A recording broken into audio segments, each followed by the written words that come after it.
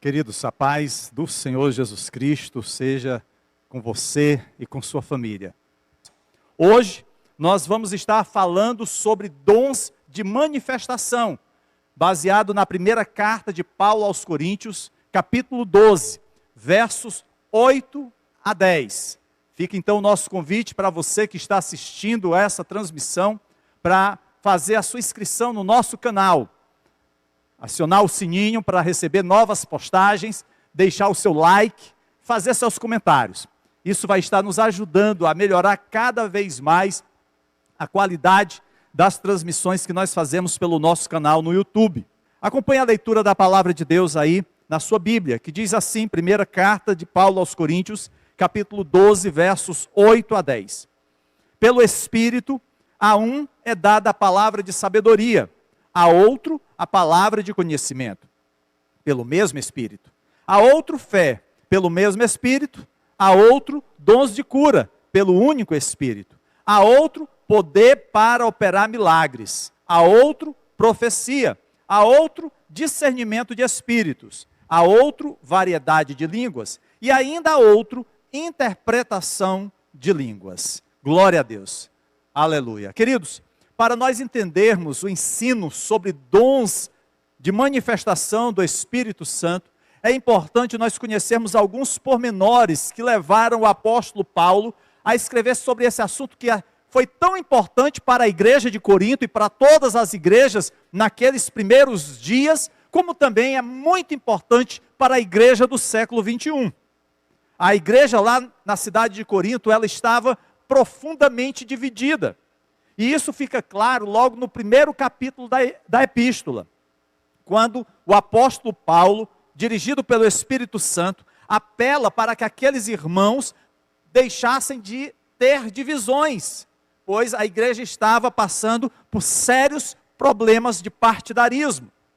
Havia ciúme e brigas entre os crentes, como a gente lê no capítulo 3, verso 3. Eles estavam até mesmo processando uns aos outros nos tribunais romanos, como está lá no capítulo 6, versos 1 a 7. Eles não compartilhavam a comida uns com os outros, e quando se reuniam para comer na festa do amor, na ceia do Senhor, alguns até mesmo ficavam bêbados, e outros ficavam com fome, como está lá no capítulo 11, verso 21. Eles estavam usando as divisões entre eles para determinar quem tinha a aprovação de Deus. Uns diziam assim, eu sou de Paulo, outros eu sou de Apolo, e aqueles que se sentiam mais espirituais diziam, eu sou de Jesus, eu sou de Cristo. A divisão e a briga na igreja de Corinto é o pano de fundo acerca desse importante tema que é dons espirituais. O Espírito Santo, ele vai estar agindo naquela igreja para transformar a vida daqueles irmãos, e não somente na igreja de Corinto, mas em todas as igrejas cristãs espalhadas naquele império, né? E chega até nós. Nenhum homem, é importante que se diga, é espiritualmente dotado em si mesmo de dons espirituais. Não é pelo nosso mérito, não é pelo nosso esforço. Os dons, o poder e as manifestações vêm de Deus, vêm do Senhor Jesus, vêm do Espírito Santo. É a ação da Trindade agindo sobre a igreja. Os primeiros versículos do capítulo 12 de 1 Coríntios começam dizendo que nós não devemos ignorar as coisas espirituais. Isso aparentemente deveria ser uma coisa óbvia, mas aquela igreja era uma igreja orgulhosa, e eles acreditavam que realmente sabiam tudo. Eles não precisavam mais de ensinamentos. É por isso, queridos, que Paulo os reprova, que Paulo os repreende, que Paulo os exorta, que Paulo os corrige acerca das coisas espirituais. Não há lugar na vida cristã para se vangloriar, para se ensoberbecer, para se achar que é o cara. Assim era a igreja de Corinto. Eles precisavam dar crédito a quem merecia crédito. E a pessoa que merecia todo o crédito é o Senhor. Nos versículos 4 a 6, nós vamos ver esses versículos enfatizando que nada vem dos próprios crentes, mas todas as coisas vêm de Deus. O foco aqui não é o que a pessoa tem, mas sim a distribuição que o Espírito Santo faz na igreja, na vida da igreja. Se os coríntios tivessem entendido isso desde o início, não teriam vivenciado, experimentado tantas divisões, tantos problemas, tantos pecados. Ao invés de se orgulharem de suas diferenças, eles se orgulhariam de que o Senhor cuidou de todo o corpo e equipou as pessoas de maneiras diferentes para que todos na igreja tivessem as suas necessidades atendidas. A finalidade dos dons, a finalidade de Deus distribuir dons à igreja, não é para a nossa soberba, para o nosso engrandecimento, não. É para que nós possamos abençoar os nossos irmãos, para que nós possamos atender às necessidades uns dos outros. O versículo 7 desse mesmo capítulo, ele muda o assunto, ele tira o foco nos dons, ministérios e formas de atuação para a manifestação do Espírito. E Paulo então passa a falar aqui que cada um tem algo de Deus. Ou seja, que Deus distribui os seus dons na igreja. Não é restrito a um determinado grupo religioso. O Senhor tem prazer em distribuir os dons do Espírito à igreja. Cada um. É essa expressão que Paulo utiliza aqui nos versos 8 a 10. A um é dado um dom, a outro é dado outro dom. E todos esses dons que são distribuídos na igreja têm um propósito, têm um alvo, têm um objetivo. Visam o bem comum. Ou seja, visam o bem da coletividade. O que o Espírito Santo deseja fazer é abençoar a igreja na sua totalidade. Não é um determinado ministério, não é um determinado grupo de irmãos, é a igreja como um todo. É isso que a gente vê nesse versículo 7. Nos versículos 8 a 10, que serão os versículos que nós vamos estar estudando nessa noite, Deus colocou 9 manifestações do Espírito Santo. E aí nós podemos dividir esses 9 dons em 3 grupos. O primeiro grupo constando de 2 dons, que são chamados de dons de revelação, que é a palavra de conhecimento e a palavra de sabedoria. O segundo grupo, formado de 5 dons, que são chamados dons de poder, fé, dons de curar, milagres, profecia e discernimento de espírito. E o último grupo, formado de 2 dons, também conhecidos como dons de adoração, que é o falar em línguas e a interpretação de línguas. Nessa noite, o nosso objetivo é estar passeando, em todos esses dons, experimentando o conhecimento de Deus para as nossas vidas. Embora seja útil estudar esses dons de uma forma separada, para que nós possamos melhor entendê-los, nós precisamos estar cientes, queridos, de que nós estamos fazendo isso apenas por uma questão de clareza, de facilidade de compreensão por parte dos irmãos. Mas Deus nunca pretendeu que os dons fossem completamente separados e distintos da vida dos crentes. Até para que a gente não ficasse rotulando, para que a gente não ficasse criando estereótipos, dizendo assim, você tem esse dom, mas o meu dom é outro, o meu dom é muito melhor que o seu. Não, o objetivo não é esse.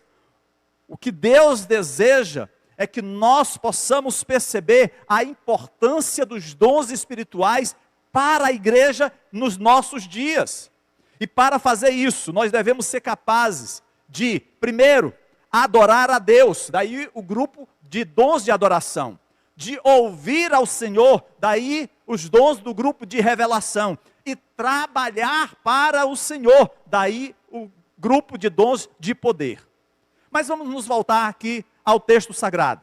Acompanhe a leitura do versículo 8, diz assim: pelo Espírito, a um é dada a palavra de sabedoria, a outro a palavra de conhecimento pelo mesmo Espírito. O mesmo Espírito concede a um palavra de conhecimento, e a outro, palavra de sabedoria. E aí eu fiz até uma pergunta nas nossas redes sociais. qual a diferença entre palavra de conhecimento e palavra de sabedoria? Porque parece coisa muito semelhante, conhecimento e sabedoria. A primeira coisa que a gente precisa entender, queridos, é qual o sentido de palavra. O que quer dizer essa palavra aqui que antecede conhecimento e sabedoria? E aqui, essa palavra, ela tem o sentido do grego de logos. Ela significa uma comunhão, uma comunicação inteligível. Não é simplesmente um mero nome, um objeto, mas significa uma linguagem. É a forma de Deus se relacionar conosco, é a forma de Deus se revelar com o seu povo. E essa revelação, ela pode ser através de uma voz audível, pode ser através de uma imagem ou visão, pode ser uma sensação física, pode ser uma emoção, ou até mesmo um conhecimento interior. Não necessariamente é uma palavra. Feita essa explicação, qual o sentido então de palavra de sabedoria? E aí, queridos, é interessante, porque sabedoria, ela tem vários sentidos, dependendo do que você utilize como base de consulta. Se você, por exemplo, vai à cultura grega, você vai ter um sentido de sabedoria que é diferente do sentido de sabedoria da cultura judaica.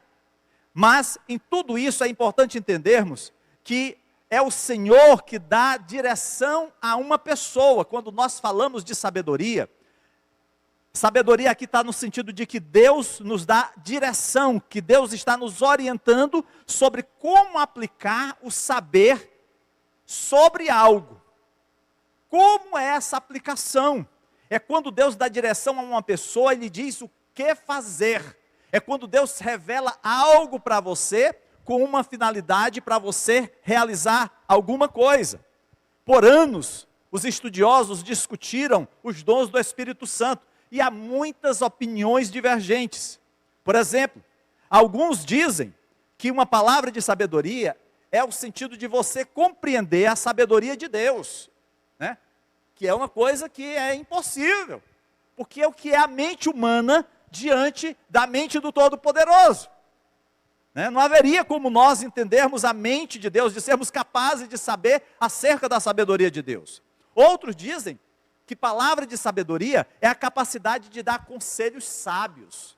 Mas aí tem um problema, porque até mesmo aquelas pessoas que não são crentes, muitas vezes também dão conselhos sábios. A manifestação de uma palavra de sabedoria, queridos, ocorre quando Deus dá a um cristão uma mensagem sobre o que fazer em uma determinada situação por meio do dom do Espírito. É quando Deus revela alguma coisa para nos mostrar como nós podemos sair daquele problema. Deixa eu tentar explicar com um exemplo. Vocês se lembram de José? José, ele revela a Faraó o seu sonho. Faraó tinha tido um sonho, chamou todos os seus sábios e ninguém conseguiu descobrir qual era o sonho e qual era a interpretação. Mas quando José é chamado, José, ele revela o sonho. Mas aonde é que está a sabedoria disso? A sabedoria está em José dizer como é que o Faraó deveria resolver o problema que o sonho havia revelado, que era os anos de fome. E aí José diz, olha, coloca alguém que possa administrar todas as riquezas do Egito e possa reter parte de tudo que for produzido nos anos de fartura para poder cobrir os anos de escassez. E aquele bom conselho foi uma palavra de sabedoria. Deus mostrou a José como resolver o problema. O motivo da discussão, às vezes, é exatamente o que é essa sabedoria quando confrontada com o dom de conhecimento. Então vamos ver o que é palavra de conhecimento. A palavra de conhecimento, queridos, é quando Deus fornece o conhecimento a uma pessoa, ou seja, Ele dá uma informação, insights ou compreensão sobre algo. No caso de José, José teve a revelação do sonho. Ele pôde interpretar qual era o sentido das espigas ou das vacas. Esse era o conhecimento. Ele revelou algo que era desconhecido. a palavra de sabedoria e de conhecimento muitas vezes funcionam perfeitamente juntas. Foi o caso de José.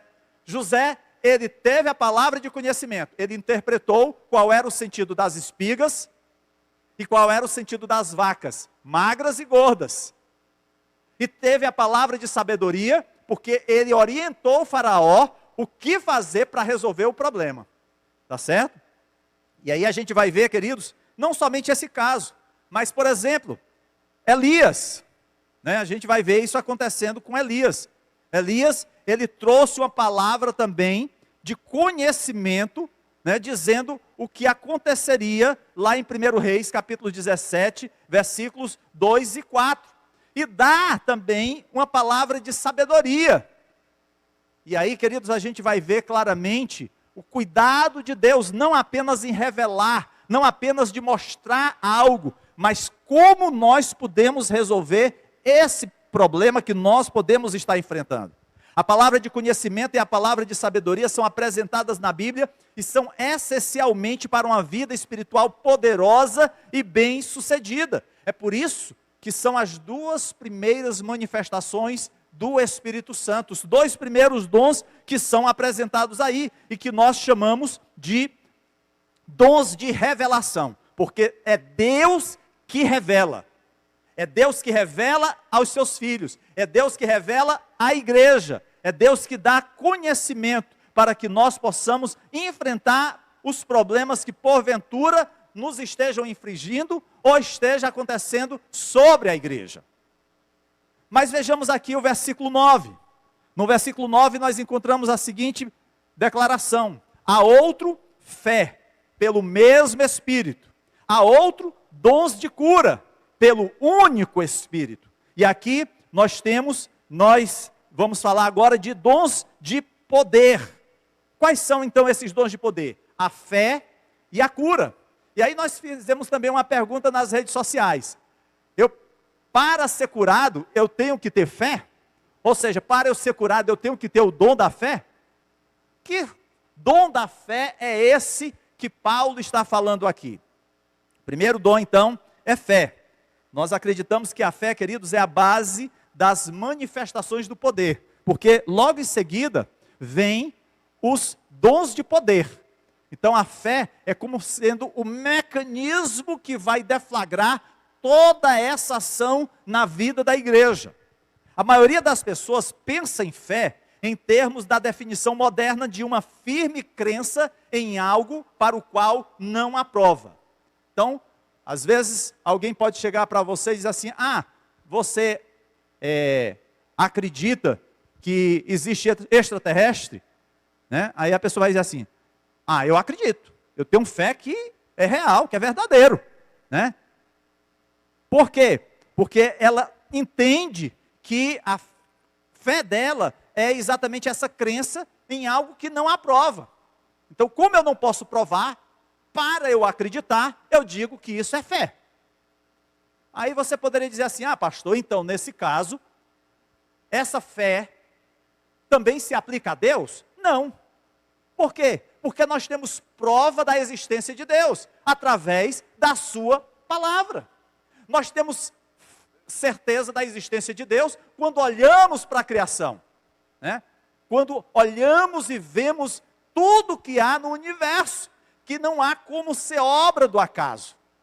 Quando nós olhamos para o corpo humano e vemos cada detalhe, cada órgão em pleno funcionamento, tudo devidamente concatenado para funcionar. Imagina só, isso sendo obra do acaso. Não dá para acreditar. Se eu dissesse que tudo isso era obra do acaso, aí sim eu iria dizer que eu tenho essa fé mundana, né? De acreditar numa coisa porque eu não tenho como provar. Mas a minha fé, ela está no Senhor, porque eu creio em Deus e eu creio na sua palavra que prova a existência do meu Deus. Eu tenho fé em Deus, porque eu olho para o universo e vejo que é obra da criação de Deus, não é algo fortuito, não é obra do acaso. A definição de fé é o sentido de confiar, de confiança. Nós confiamos nas coisas somente depois que elas nos foram provadas. Jesus nunca pediu a ninguém que acreditasse que ele era o Messias sem prova. A gente vai ver Jesus dando provas de que ele era o Messias. Ele cura os enfermos, ele expulsa os demônios, ele ressuscita os mortos, ele traz uma palavra de autoridade, uma palavra carismática e atrai multidões. Ele alimenta milhares com tão pouca coisa.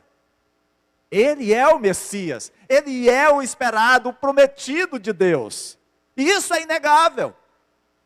Da mesma forma, Deus não nos pede que acreditemos nele sem prova.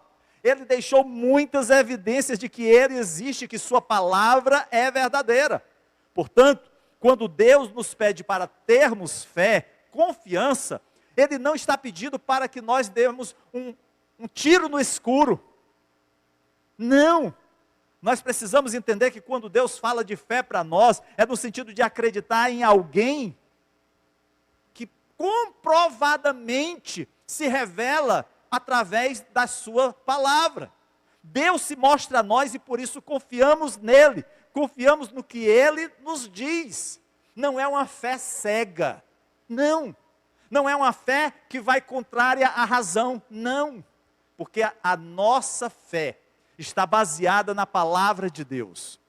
É por isso que 1 Coríntios 12:9 usa essa fé no contexto de dons do Espírito. E aqui fé, o dom da fé, ele vai além disso. Todos nós confiamos em muitas coisas.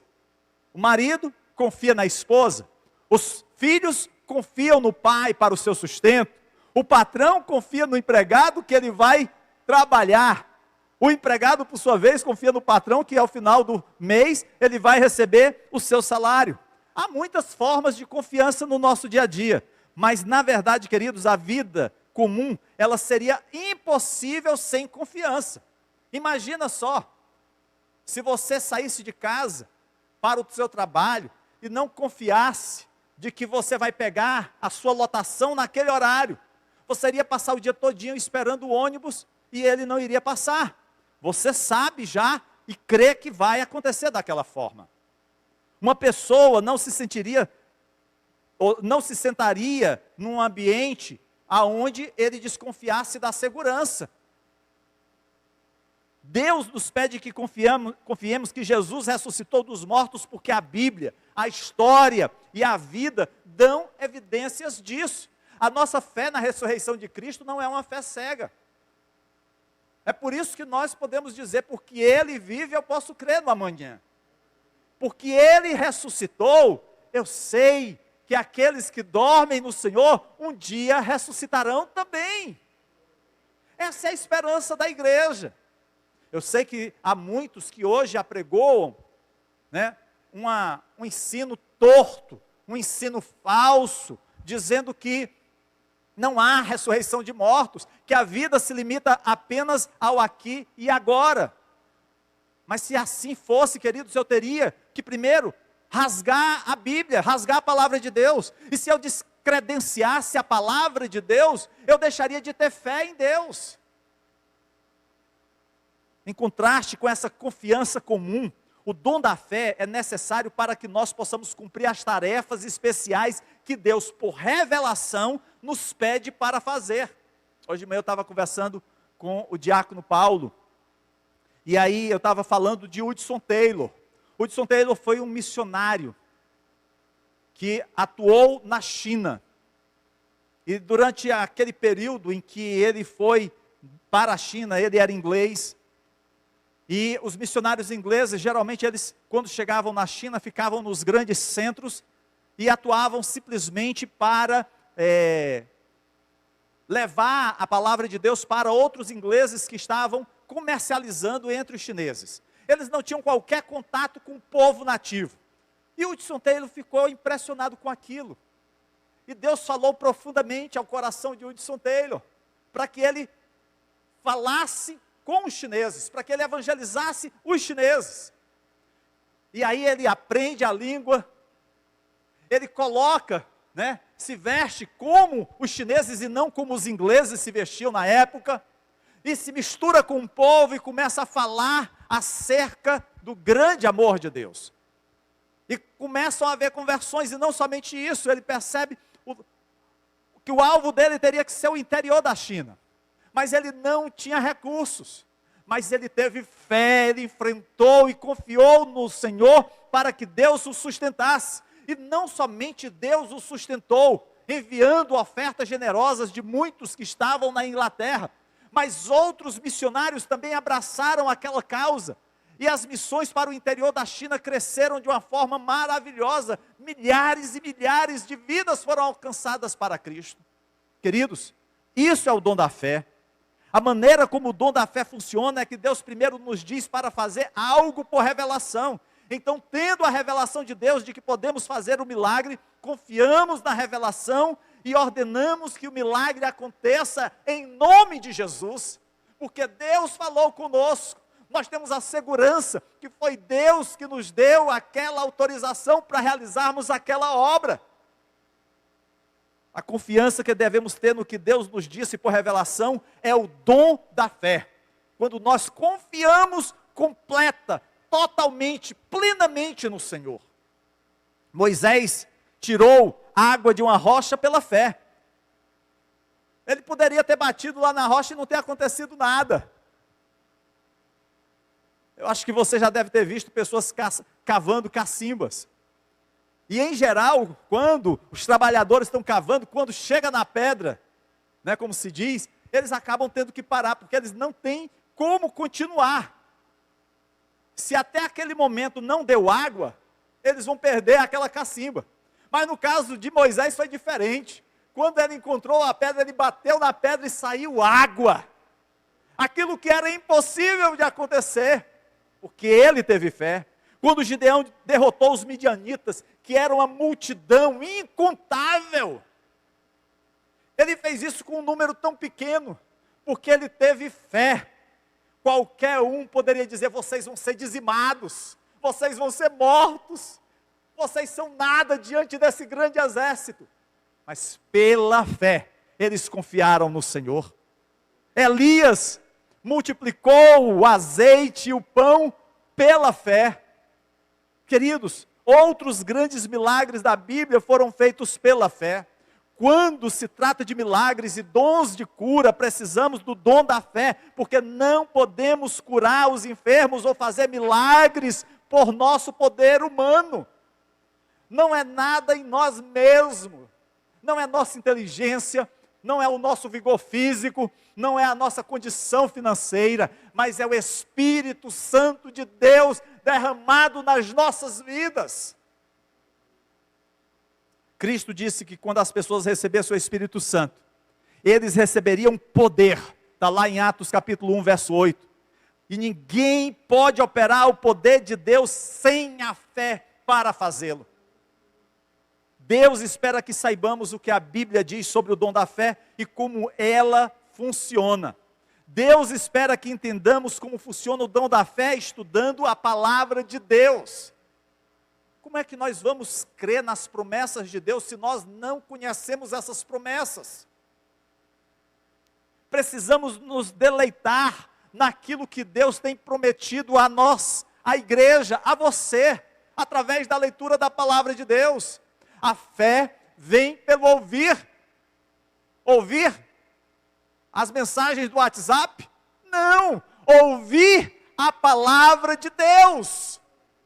Infelizmente nós invertemos as coisas nos nossos dias.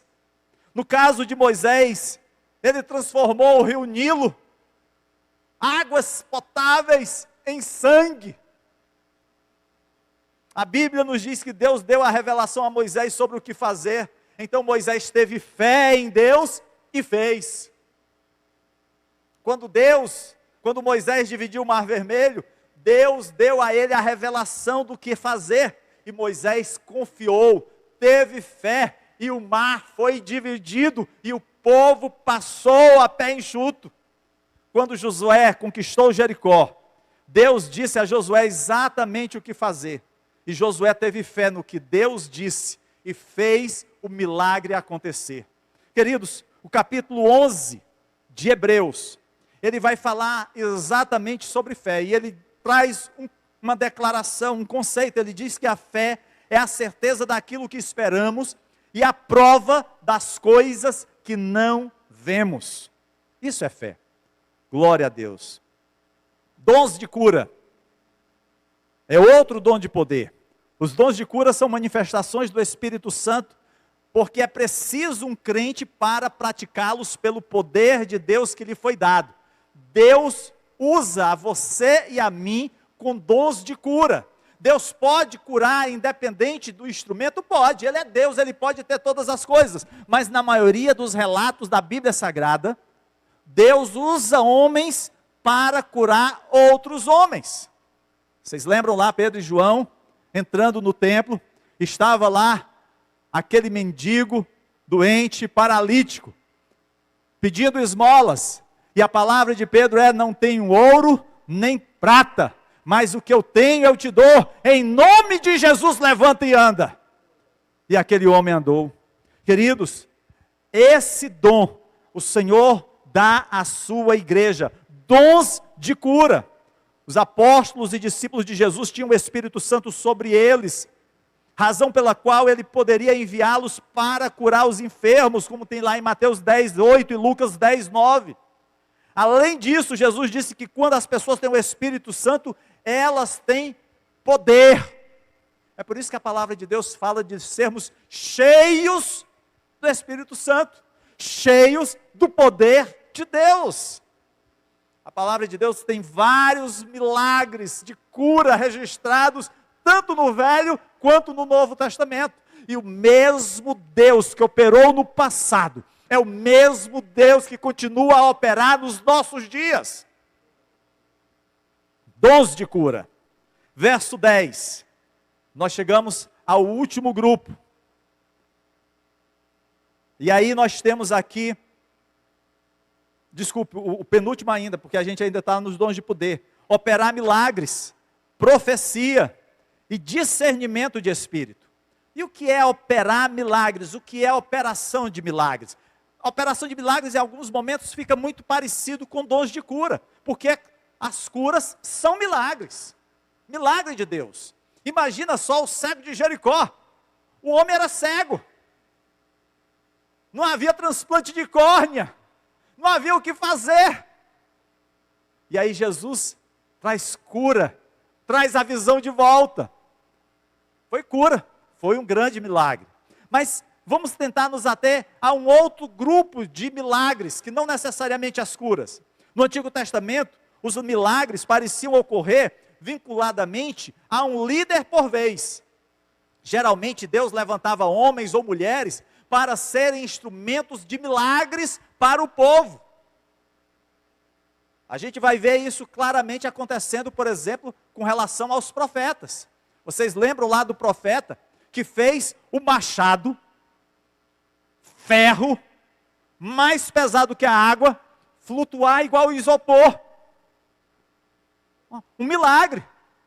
Quebrou a lei da física. Nós vamos ver, queridos, Deus realizar maravilhas, como por exemplo na multiplicação de pães, aonde poucas coisas são multiplicadas do nada. Nós vamos ver a operação de milagres tanto no Velho quanto no Novo Testamento. O milagre, queridos, é a manifestação do poder de Deus de um modo diverso daquele modo geralmente observado da natureza. É algo sobrenatural. É um fenômeno que de tal modo transcende aos processos naturais ou se manifesta em tais circunstâncias. Alguém que está morto voltar à vida é uma operação de milagres. O dom de operar milagres consiste então na capacidade da pessoa realizar obras poderosas e sobrenaturais que despertam surpresa, admiração, espanto nas outras pessoas, dando testemunho do poder de Deus e edificando a sua igreja.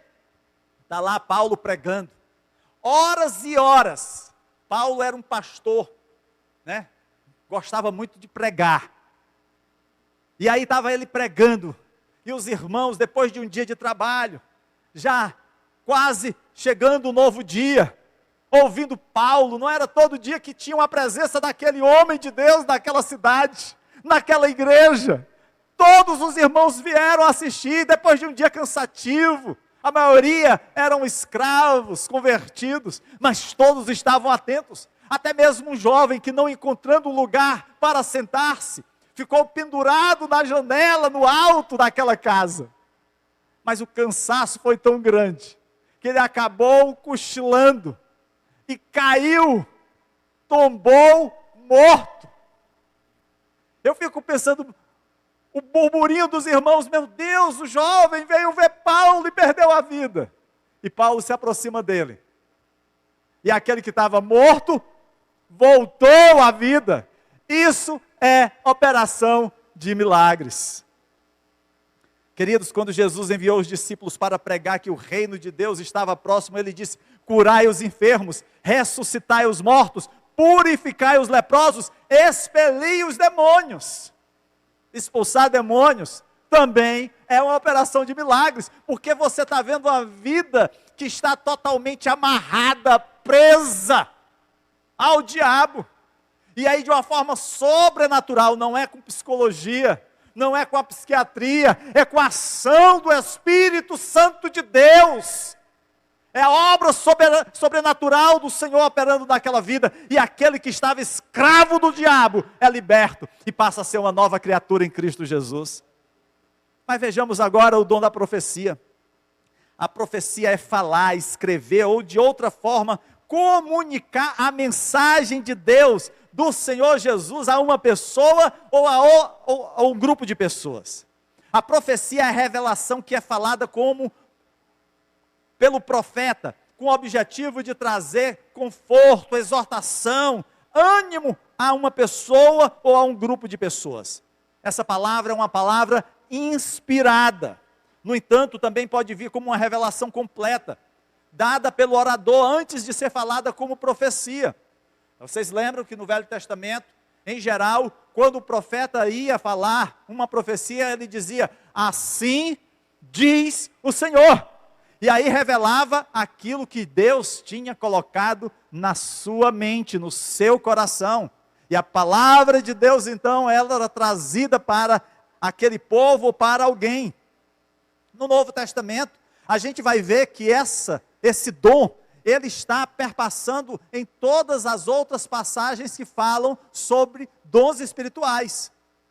Quando o presbítero Eduardo esteve falando aqui na terça-feira última, ele falou acerca dos profetas, que é um grupo que atua na igreja, assim como tinha os pastores, os apóstolos, os evangelistas, os mestres, os profetas.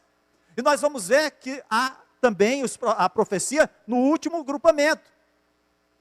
Queridos, Deus diz que seus servos profetizarão, então deve haver pouca discussão sobre isso. A manifestação da profecia é para fortalecer, encorajar, confortar as pessoas. Pode revelar os segredos do coração das pessoas para que elas possam estar mais perto de Deus. O dom da profecia é exatamente para que a igreja possa ser confortada diante de algo que está por acontecer. O apóstolo Paulo, ele recebeu a profecia do que estava por vir, as perseguições e lutas que estavam por vir à sua vida. Mas aquilo que poderia ser motivo para alguém retroceder, para alguém ficar amedrontado, fez com que Paulo avançasse, fez com que Paulo ficasse mais encorajado, porque ele sabia que a sua dependência era no Senhor, que a obra que Deus tinha colocado para ele realizar, ele precisava fazer. Querido, aquilo que Deus colocou na sua mão, aquilo que Deus depositou como talento para você, é para você multiplicar, não é para você enterrar. Se Deus te concedeu um dom, seja abençoador. Queridos, discernimento do Espírito. E aqui, amados, nós podemos ter várias aplicações distintas sobre isso. Por um lado, revela Deus falando acerca de informações sobre a presença ou ausência de espíritos, inclusive o Espírito Santo, né? Se aquela pessoa está falando em nome do Espírito Santo ou não. Eu acho que você já deve ter ouvido casos em que alguém pode ter trazido uma palavra de exortação, uma palavra profética e dizer assim, isso foi Deus que mandou. E aquele que tem discernimento do Espírito, ou dos Espíritos, sabe se realmente aquela palavra procede de Deus ou não. Nós já vimos isso acontecer no Velho Testamento, aonde profetas diziam assim, olha, Deus vai trazer vitória a Israel. Só que Israel estava no pecado. E o profeta verdadeiro de Deus dizia assim, não, vocês vão ser derrotados. Muitas vezes há falsos espíritos que se levantam para trazer mentira. O dom de discernimento de espírito é necessário se os homens e mulheres de Deus quiserem lidar efetivamente com as realidades espirituais deste mundo decaído. Nós vivemos numa batalha espiritual. Nós precisamos entender que muitos espíritos, demônios, estão procurando destruir nossas vidas. É por isso que nós precisamos ter esse discernimento de espírito. Mas também pode se referir, queridos, no sentido de que Deus nos dá informações sobre espíritos ou as coisas faladas pelo poder de Deus. Alguém que pode estar se colocando com autoridade. Alguém que muitas vezes pode se apresentar como alguém que esteja como mestre. Se a gente for, por exemplo, lá no livro de João, João vai alertar acerca daqueles falsos mestres.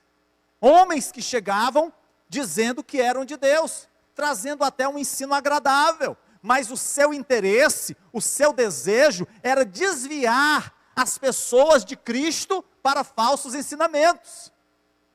Infelizmente isso não é diferente nos nossos dias. Há aqueles que muitas vezes têm o título até mesmo de líderes, pastores, sacerdotes, mas não passam de lobos em pele de ovelhas, querendo desviar, querendo gerar a divisão, a contenda, a discórdia no meio do povo.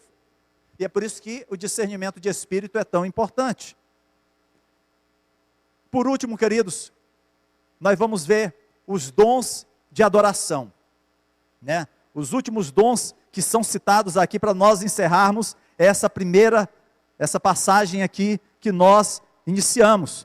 Nós vimos os dons de revelação, palavra de conhecimento e palavra de sabedoria. Nós vimos os dons de poder, fé, curas, discernimento de espírito, profecia, né? E operação de milagres. E agora nós vamos ver os dons de adoração, que são dois, são os últimos dois que são citados, que é variedade de línguas e interpretação de línguas. Bom, o dom do Espírito, que envolve falar línguas que o crente não entende, é comumente conhecido como falar em línguas. E é importante que a gente diga aqui, queridos, que falar em língua é quando um crente fala uma língua de homens ou de anjos que ele não entende. Por exemplo, se o Gleison começasse a falar comigo em inglês, eu não iria entender. Por quê? Porque eu não tenho o domínio do inglês. Se a Ellen começasse a falar aqui línguas de anjo, eu não iria entender o que ela estava dizendo, porque eu não domino a língua dos anjos. Então, a variedade de línguas tanto pode ser diante de uma língua humana que você não conhece, como pode ser também frente a uma língua de anjos. É isso que a gente vai perceber lá em Atos capítulo 2, verso 33. E é uma das grandes bênçãos que Deus deu à igreja cristã. E Ele deseja que todo cristão fale em línguas. É por isso que lá em 1 Coríntios capítulo 14, verso 5, diz assim: agora quero que todos vocês falem em línguas. O falar em línguas é o momento de nós estarmos adorando a Deus. Falar em língua não tem o sentido de profecia. É isso que a palavra de Deus diz. E quando está conjugado com interpretação de línguas, é importante entender que aqui interpretar essa língua, ela sempre tem a conotação de falar em adoração a Deus.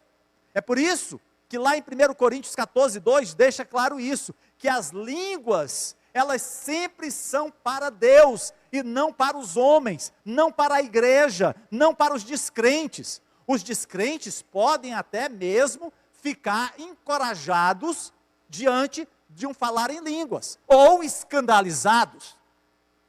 Mas o alvo do falar em línguas é a adoração a Deus. É por isso que a interpretação de língua sempre vai ser no sentido de salmodiar ao Senhor. Quando alguém está falando em línguas, ela está adorando ao Senhor. Ela não está exortando o irmão que está no seu lado. Ela não está trazendo um recado para o pastor da igreja. Ela não está se referindo à irmã que fez isso ou aquilo, não. Quando se fala em línguas, se fala em adoração a Deus. É por isso que esses dons são chamados de dons de adoração. Lá em 1 Coríntios 14:3, a profecia, sim, é a mensagem de Deus para o povo. A mensagem profética para a igreja é a profecia. É na profecia que Deus exorta, que Deus conforta, que Deus corrige. É na profecia. Mas o dom de línguas e a interpretação de línguas é para a adoração a Deus. Assim como o próprio falar em línguas é dada pelo Senhor, é dada pelo Espírito Santo. Ninguém entende o que está dizendo em uma língua que não conhece. Daí a importância da interpretação, porque na interpretação o Senhor vai revelar aquele momento da sua adoração. É quando você está adorando a Deus com um cântico espiritual. Eu já tive a oportunidade de ver muitas ministrações na casa do Senhor, em que aquele que estava adorando a Deus no púlpito, na condução do momento de adoração, começa a cantar em outras línguas, começa a adorar a Deus, e Deus recebe a sua adoração. Falar em línguas e profecia são duas manifestações totalmente diferentes, com propósitos diferentes. A profecia é como Deus traz a mensagem ao seu povo, enquanto que o falar em línguas é como as pessoas se comunicam com Deus, louvando e orando ao Pai. Para nós concluirmos, amados, na nossa vida cotidiana de um crente que se esforça por amar a Deus, viver uma vida santa e fazer a vontade de Deus, os dons espirituais geralmente funcionam perfeitamente e resultam em grandes bênçãos para o crente e para as pessoas ao seu redor. Quando nós recebemos dons do Espírito, isso não é para a nossa soberba, isso não é para que nós possamos ter um coração altivo, mas isso é para sermos abençoadores da igreja, para que nós possamos estar em comunhão com o corpo de Cristo, para que nós possamos estar nos fortalecendo uns aos outros. É por isso que o Espírito Santo visita a igreja do Senhor. Quando nós passamos a ter essa percepção, nós passamos a nos sentir encorajados a estar na casa do Senhor. E aquilo que Hebreus diz, não deixai de vos congregar. Eu sei que é um apelo muito grande, principalmente nesses dias de pandemia. Há muitos que acabam se acostumando com estar em casa. E aí, pelo fato de estar em casa, se veem desobrigados de tudo. Se veem desobrigados de ter comunhão com o irmão. Porque eu não preciso de igreja. Para que igreja? É gente muito confusa, é gente muito problemática, deixa eu ficar no meu canto sozinho. São pessoas que acabam não se comprometendo com os seus deveres de manutenção com a casa do Senhor. Não, essa coisa de dízimo, isso é coisa da lei, é coisa do passado. Então pega e rasga todo o Velho Testamento. Aproveita também e rasga os evangelhos, porque eles foram escritos debaixo da lei. Queridos, é importante a gente entender que nós servimos a Deus, que nós fomos comprados e lavados no sangue do Cordeiro, e que um dia o Senhor vai voltar para buscar a sua noiva. E a noiva é a igreja, é o corpo, não é um membro isolado, é a igreja do Senhor. Por questão da pandemia, a nossa igreja hoje é o nosso lar. Mas logo, nós voltaremos a nos congregar, estarmos juntos, participando da obra de Deus. E nós não podemos nos omitir, nós não podemos negligenciar tamanho amor de Deus por nós. Não somos merecedores, isso é bem verdade. mas por amor, Ele se entregou por mim e por você. Por amor, Ele enviou o Espírito Santo para confortar e consolar a igreja. Queridos, e como nesses dias a igreja tem sido confortada e consolada. Quantos irmãos preciosos, próximos a nós, sucumbiram frente a essa Covid. Pessoas que amamos. Mas o Espírito Santo traz paz ao coração da igreja. Porque diz, olha, é por um pouco tempo. É por um pouco tempo que vamos estar separados um do outro. Ele voltará. Ele vai voltar. Essa é a nossa confiança. E Ele vai voltar para buscar uma igreja adornada pelos dons do Espírito. Se você tem orado, mas não tem incluído nas suas orações o seu pedido por um dom espiritual, ore ao Senhor. Senhor, visita a minha vida. Me dá dons do teu Espírito, para que eu possa ser abençoador do meu irmão. Para que eu possa, Senhor Deus, estar abençoando, fortalecendo os que estão fracos. Para que eu possa me fortalecer, porque eu sou o mais fraco de todos. Ah, Senhor, faz arder no meu coração esse amor por Ti. Vamos orar ao Senhor. Pai querido e amado, Deus Todo-Poderoso.